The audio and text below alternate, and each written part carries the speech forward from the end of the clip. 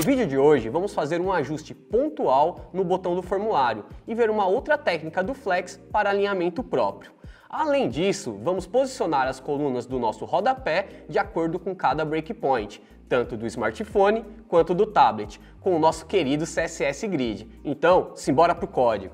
Acho que aqui é o último elemento, né, o último bloco aqui que a gente precisa estilizar aqui na nossa responsividade. Então é o nosso rodapé, né? A gente tem aqui, ó, as 4 coluninhas dele. Quando a gente vai quebrando, ó, pá, pá, até chegar uma parte que ele estoura, né? E aí ele começa a dar esses filetes brancos aqui pra gente. A gente fez o rodapé em CSS Grid, né? Eu acho até que a gente pode explorar até mais o CSS Grid. Ele é muito mais potente, muito mais poderoso do que para essa customização, essa estilização que nós fizemos. Mas isso aqui é só um exemplo para a gente tentar pôr na prática a maior parte possível assim, do que a gente está vendo nas unidades. Então vamos lá, vamos dar essa estilizada, essa brincada no rodapé. Então vou vir aqui, vou fechar nossa mãe. Então aqui está o nosso rodapézão. Vou entrar aqui na nossa classe. Rodapé, beleza. Então, qual que é a questão aqui do nosso rodapé, né? Ele, a partir de alguns breakpoints, ele começa a dar uma quebrada não muito interessante, né? Os elementos começam a meio que ficar muito próximos. Ele começa a não ter um estilo assim tão amigável, mesmo ainda.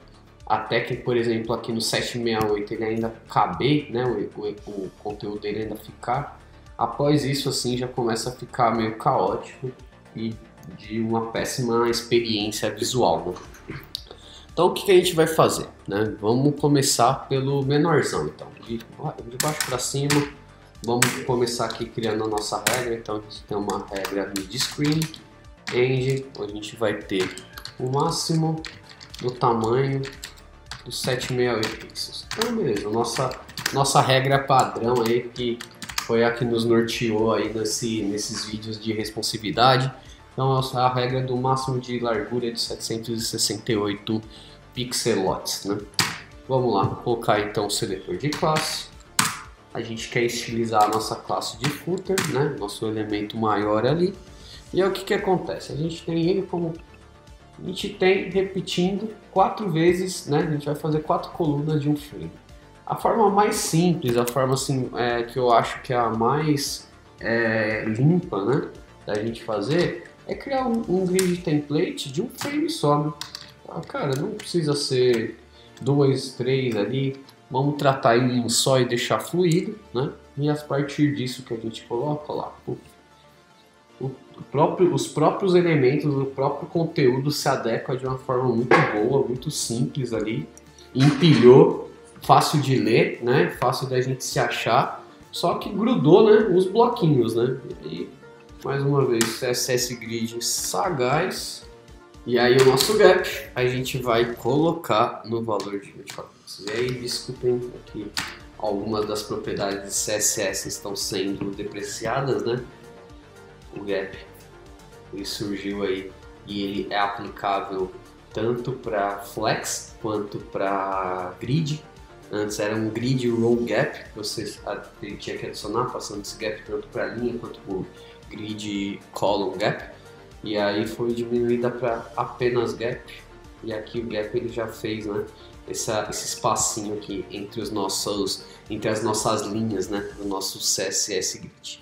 Então, acho que aqui, essa primeira parte, acho que ela ok, né? Para menores ela já funciona. E como eu prometi, né, a partir disso a gente não tem mais aquele filete branco, né? A gente já resolveu essa questão das imagens. Então, a gente vem crescendo, 768, mas do 768 aqui para cima, no 1024, a gente também não tem um estilo assim muito amigável, né? Então, se eu colocar aqui, por exemplo, não sei, um 900, né? E a gente vê que ele não fica algo tão bonito, numa divisão tão interessante, né?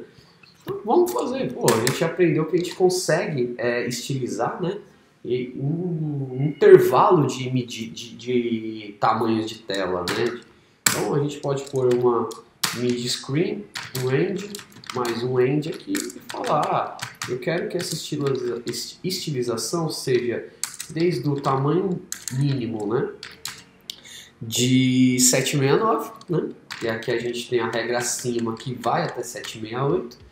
E eu quero que ela vá até, então ela vai max width, até o tamanho de 960 pixels. Né? Esse intervalo, né, de tamanho de tela, largura de tela, eu vou querer adicionar um grid, template columns, e aí eu vou usar um pouco da mesma de cima ali, vou falar que eu quero um repeat, só que em vez de 4 colunas, eu vou querer 3 colunas de um frame, tá?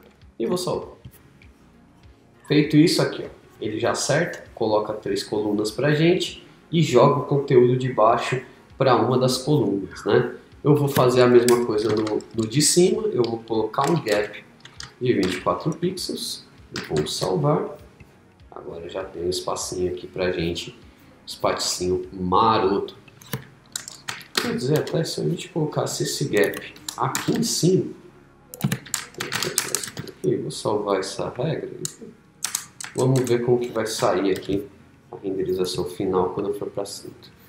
Eu acho que essa regra aqui pra gente, o gap de 24 para tudo, não por breakpoints, acho que ela já, aqui, ó, já resolve muito bem. Então, é uma refatoração ainda em tempo de criação de código.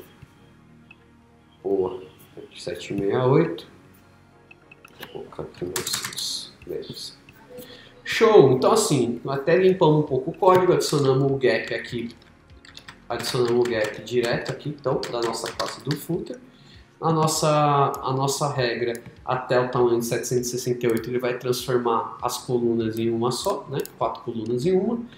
A de 769 a 960 ela vai transformar em 3 colunas. Só que eu gostaria aqui, ó, não queria só esse espacinho nele aqui, né?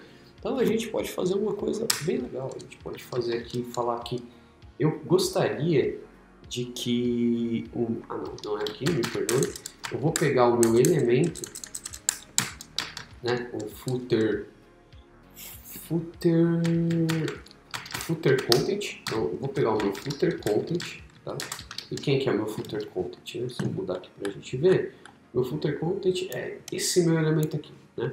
A gente tem 4 colunas, né? 4 bloquinhos ali, que é os 3 nav e o footer e a área de conteúdo. Aqui a gente acabou tendo 3 colunas, então o que acontece é que a última coluna vai cair, não tem a última coluna, o último elemento vai se encaixar na linha abaixo da primeira coluna.